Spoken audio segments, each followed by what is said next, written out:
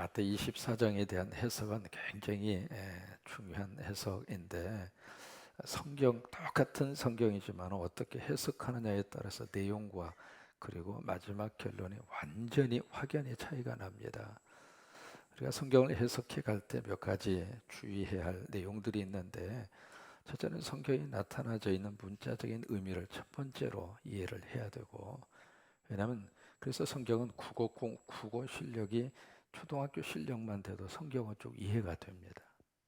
그러니까 가장 중요한 것은 성경에서 문자적으로 지금 말씀을 하시려고 하는 내용이 무엇인가라고 하는 것을 먼저 이해를 해야 돼요. 그 다음에 두 번째는 그 문자적인 의미 속에 숨겨져 있는 주님이 말씀하시고자 하는 영적 의미가 무엇일까?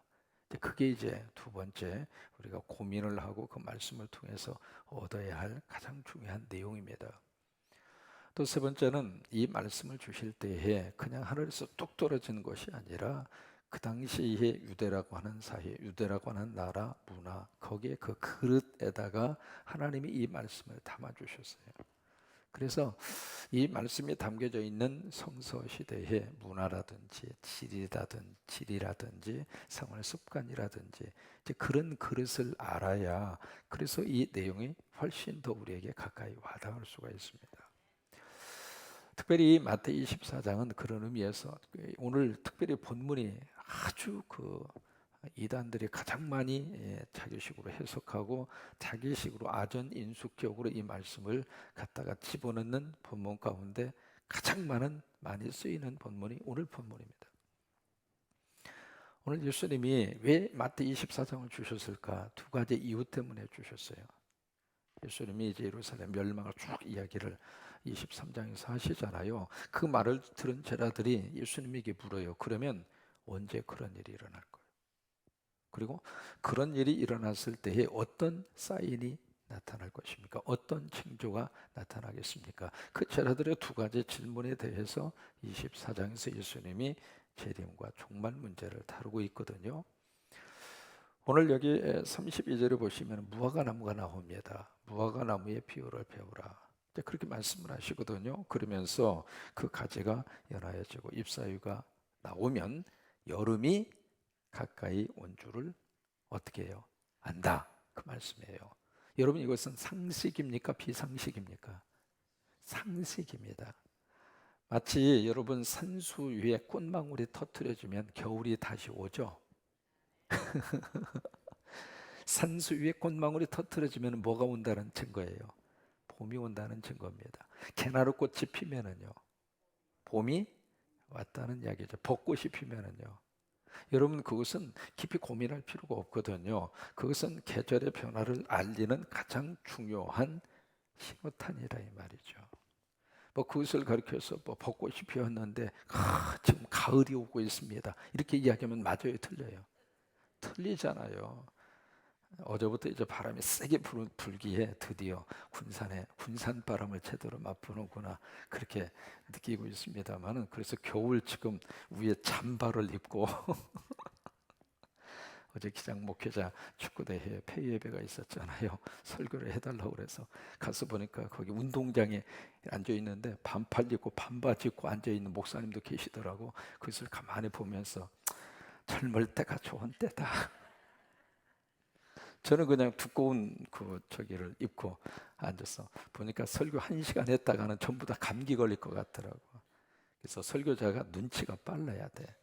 그래서 설교 딱 2분 하고 끝냈어요. 나 설교 2분 하고 끝내고 박수 그렇게 크게 받아본 것도 처음이야.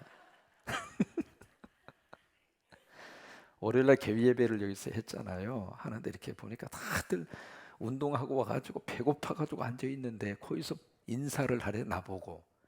그래서 어떻게 나와서 인사만 했지? 그랬더니 박수 치더라고. 그런 것처럼 이게 상식적인 내용들이거든요. 근데 이것을 어떻게 이제 이상하게 적용을 하고 해석을 하느냐면, 무화과 나무는 이스라엘이다. 물론 이제 성경이 이스라엘을 상징하는 나무들이 많아요.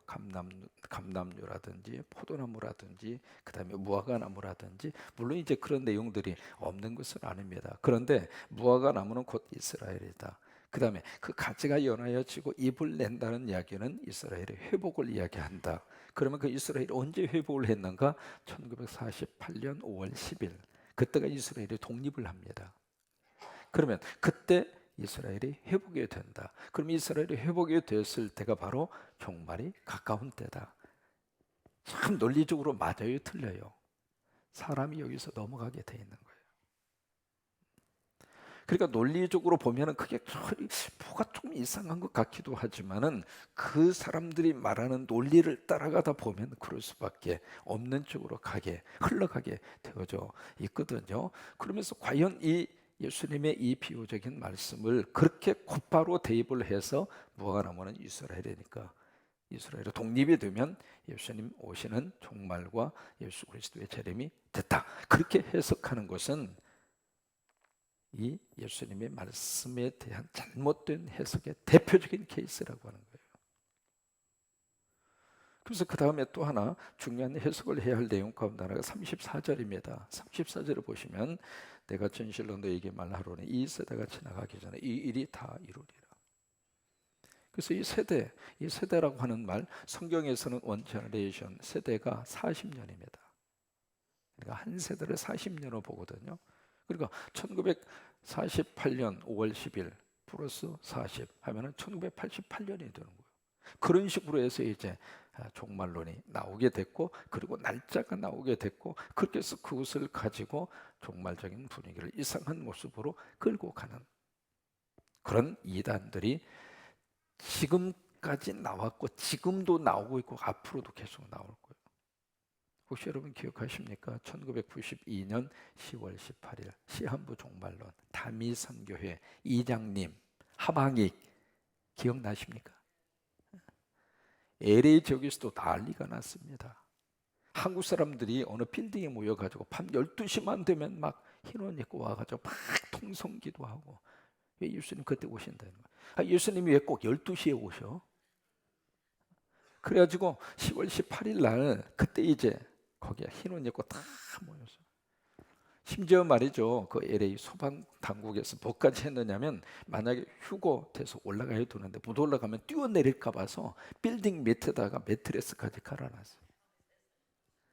그리고 심지어 방송국에서는 도대체 무슨 일이 어떻게 일어나나 싶어가지고 생중계까지 했습니다. 근데 예수님 오셨어요? 안 오셨어요? 그때 그 시한부 종말로 때문에 부부의 관계, 가정이 깨진 케이스가 너무 많습니다. 한쪽은 거기에 빠져가지고 날마다 우는 거예요. 나 혼자 휴가하고 당신 이 땅에 남아서 7년째 환난 받으면 내가 어떻게 그 꼴을 보고 사느냐고 그러면서 막 자기 남편을 가지고 빨리 거기에 가자고 여보 같이 휴거해야지 맞는 얘기죠. 그런데 한쪽이 그쪽에 빠지고 이쪽에서 봤을 때는 야, 이 사람은 정신 차려. 그 당신 지금 속고 있는 거야. 아니요. 당신이 지금 모르는 거예요. 빨리 여기 준비해야 돼. 그때 예수님 오셔. 예수님 오셔가지고 그렇게 되면 당신은 어떻게 될 거야. 그래서 말이죠. 부부 사이에 의상하고 나중에는 이혼까지 하고 가정이 폭신박산되고. 여러분 건전한 교회와 건전한 말씀에 서 있는 교회는요 절대로 가정을 깨지 않습니다. 만약에 가정을 깨는 논리로 나오는 그런 집단이라면 철저히 성서적으로 잘못된 거예요. 제대로 된 교회는 가정을 살리고 부부를 살리고 자녀를 살리고 어떻게 해서든지 말씀 안에서 예배를 통해서 부부가 화합하게 하고 행복하게 만들고 그게 성서적인 교회이고 성서적인 설교자가 해야 할 가장 중요한 말씀의 토대이거든요. 근데 자기 이익과 자기 집단을 위해서 부부의 관계를 깨고 가정을 흔들고 자식들을 이상한 모습으로 끌고 가고 지금 신천지가 그런 모습 아닙니까? 신천지는 연세 드신 분, 돈 없는 사람, 병든 사람 절대로 전도 안 합니다. 왜? 돈 나올 구멍이 없으니까. 누구만 지금 전도하고 있느냐? 팔팔한 젊은이들만. 왜요? 젊은이들이 돈을 많이 쓰거든요.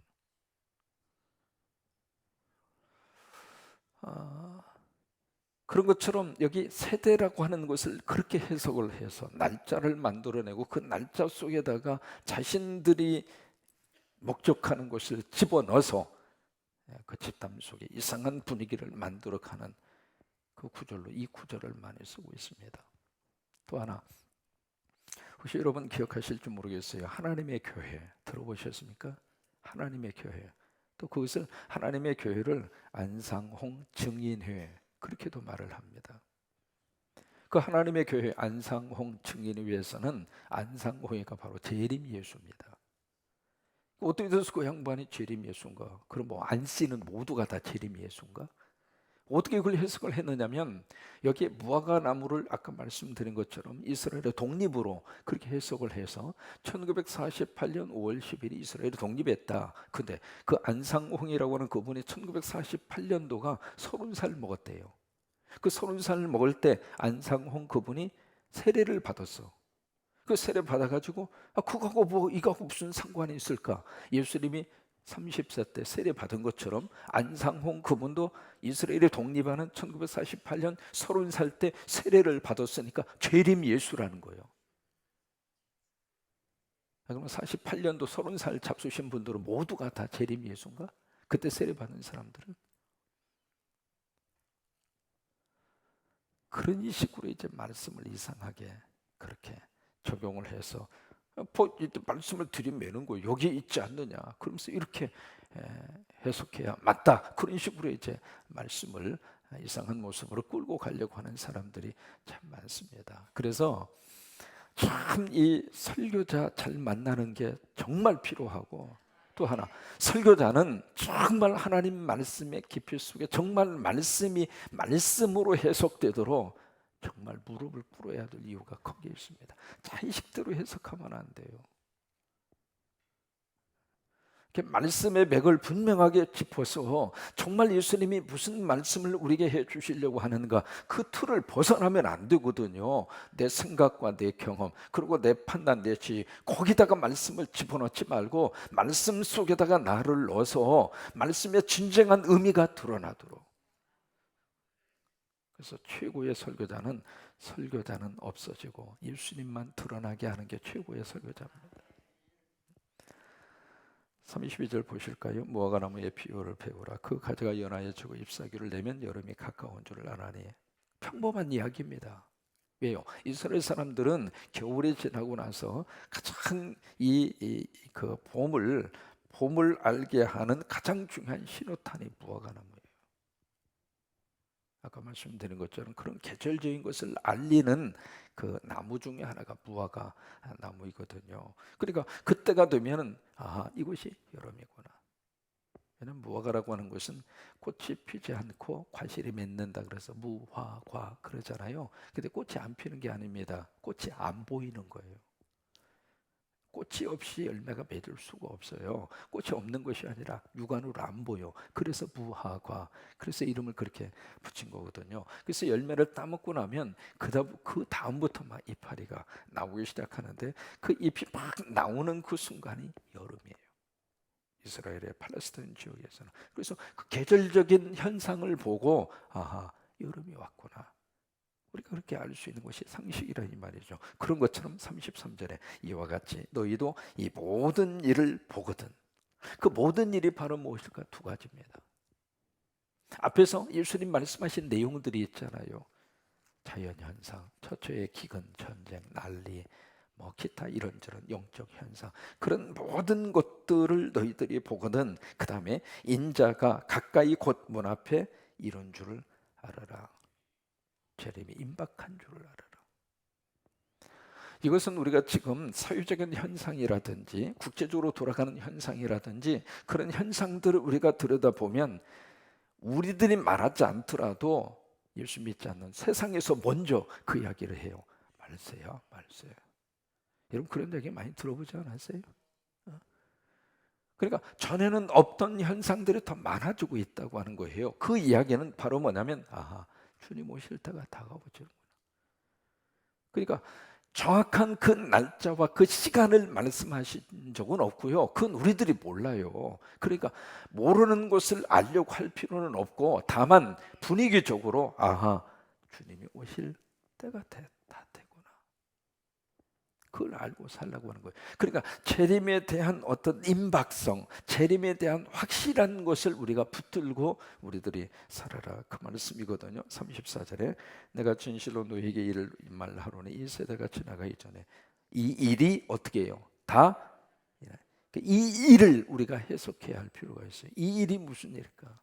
이 세대가 지나가기 전에. 아까 말씀드린 것처럼 성경에서 한 세대는 40년입니다. 그럼 거기서 예수님 말씀을 듣고 있는 사람들 중에 적어도 40년 이상 살만한 사람들은 그 일이 일어나는 것을 직접 볼 것이다, 그 이야기 아니에요. 이 일이 바로 무슨 일일까? 첫째는 예루살렘의 멸망입니다. AD 70년에 망했잖아요. 그러니까 예수님의 말씀을 듣는 사람 가운데 이 예루살렘이 멸망하는 것을 볼 사람도 있었다, 이 말이에요. 그 다음에 두 번째로 이 일이라고 하는 것은 시대를 넘어서서 나타나게 되는 영적 현상들, 그런 일들이 일어나는 것을 너희가 보거든, 그 이야기예요. 구체적으로 가서 한번 보실까요? 디모데후서 3장 1절에서 5절 수고스럽더라도 한번 찾아가 봅니다. 말세에 나타나게 되는 이 일에 대한 한 모습이거든요. 디모데후서 3장 1절에서 5절. 이 일이 일어나는 것을 보거든, 볼 것이다, 이 말이에요. 그 일 중에 하나입니다. 디모데후서 3장 1절에서 5절. 너는 이것을 알라. 알라, 그 말은 거기다가 표시해라, 그 말이에요. 너희는 이것을 여기다 마크를 해라, 그 말이거든요. 말세에 고통하는 때가 이르러 사람들이 자기를 사랑하며 돈을 사랑하며 자랑하며 교만하며 비방하며 부모를 거역하며 감사하지 아니하며 거룩하지 아니하며. 지금 말세에 지금 이런 고통하는 때, 아주 어려운 시기가 마지막 때가 되면 우리에게 도래하는데, 그러면서 2절 이하의 구체적인 내용대로 쭉 말씀을 해주시고 있어요. 3절에 보실까요? 무정하며 원통함을 풀지 아니하며 모함하며 절제하지 못하며 사나우며 선한 것을 좋아하지 아니하며.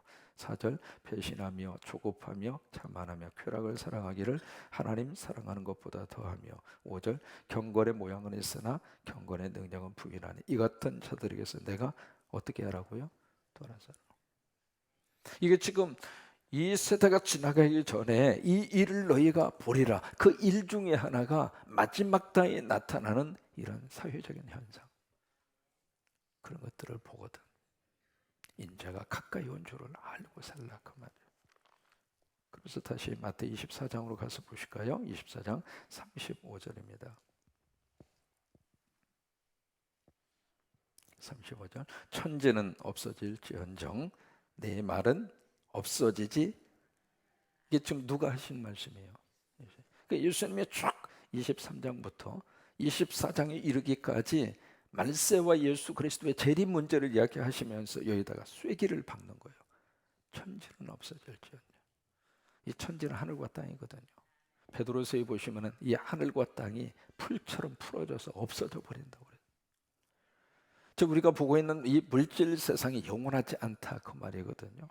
여러분, 이 세상 영원한 거 있을까요? 없어요. 그러니까 건물을 짓잖아요. 건물이 얼마나 견딜 수 있을까? 영원히 견딜 수 있을까요? 아니에요.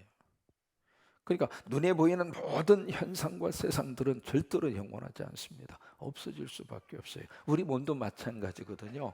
우리의 육신은 후퇴할 수밖에 없거든요. 세월이 지나가면서 점점 우리들이 건강하고 더 그냥 튼튼하고 그런 모습으로 살았으면 얼마나 좋겠어요. 사람 안 그래요.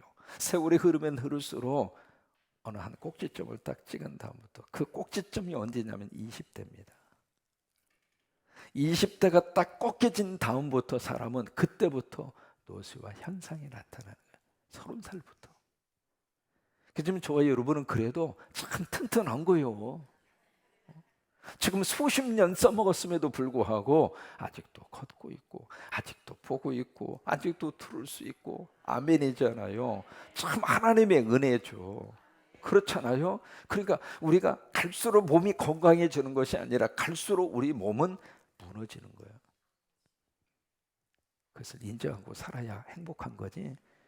목사님도 이렇게 몸이 이렇게 아파요. 아픈 게 정상인데요? 뭐가 정상이에요? 아니에요. 그것을 받아들이지 않으면 그만큼 내가 힘든 거예요. 그게 여기 오늘 예수님 말씀처럼 천지는 없어질지언정, 그래요. 세상도 그러고 우리 몸도 마찬가지예요. 나이 들면서 가장 먼저 나타나는 현상, 시력이잖아요. 저도 안경 안 썼어요. 2.0. 참 시력이 좋아서 탱자나무 옆에 있는 50원짜리가 눈에 보일 정도로. 예전에는 쓴 거 잘 안 보입니다. 탱자나무에 그 시력이 얼마나 좋은지 걸어가다가 슬쩍 봤는데 그 돈이 내 눈에 들어올 정도로 시력이 그렇게 좋았거든요. 근데 안경 지금 써야 되잖아요. 그런 것처럼 없어진단 말이죠. 건강하던 것도 없어지고 튼튼하던 것도 없어지고. 그래서 몸이 좀 찌푸대하고 몸이 좀 안 좋아도 그냥 인생 다 끝난 것처럼 그렇게 생각하지 마시고 그냥 즐기면서 사셔요. 요즘에 그런 이야기 많이 하잖아요. 암하고 같이 살아가라고. 같이 평생 사는 거예요. 그러니까 천지는 없어질지언정 우리가 붙들고 있는 세상적인 것은 언젠가 사라질 수밖에 없지만 그 다음에 예수님이 하신 말씀, 내 말은 없어지지 아니하리라. 여러분, 이 세상에 영원한 것은 하나님의 말씀이에요. 그 말씀이 우리에게 뭐라고 말씀을 하시고 있는가? 종말이 있다는 거예요. 예수님이 오신다는 거예요. 그때를 기억하고 오늘 하루를 살아도 하나님 앞에 회개할 것을 회개하고 살고, 하나님 앞에서 정말 우리가 믿음으로 살려고 100% 그렇게 살 수 있는 사람은 없어요. 다 생각으로 죄짓고 살고, 말로 죄짓고 살고, 행동으로 죄짓고 살고. 그렇지만은 그것을 빨리 느끼면서 하나님 앞에 다시 제자리에 돌아오고, 그러면서 우리들이 사는 것이거든요. 여러분, 오늘 하루 여러분 속에 그런 역사와 능력이 임할 수 있게 되기를 바랍니다. 오늘 말씀을 정리합니다. 무화과나무의 비유는 상식입니다. 그것을 이상하게 영적으로 해석한다고 그래가지고 거기다 대입을 해서 그런 모습으로 해석하는 사람들이 있다면 그것은 잘못된 해석입니다. 그래서 무화과나무의 비유처럼 계절적인 것을 우리가 느낄 수 있어요. 언제일지는 모르지만 언제부터 봄이 시작이 되고 언제부터 딱 몇 월 며칠 몇 시부터 이제부터 봄이에요, 이렇게는 우리가 모르지만은 계절적으로 봄이 왔네, 찬바람이 불어오지만 그래도 그 속에서 몸의 뼛속까지 이렇게 들어오는 그런 찬바람은 아니잖아요. 견딜만 하잖아요. 왜? 봄이 왔기 때문에. 그런 것처럼 예수님이 오시는 이 종말에 대한 계절적인 것을 우리가 느끼면서 늘 주님 앞에 아름다운 신앙생활을 이어갈 수 있게 되기를 주의 이름으로 축원합니다.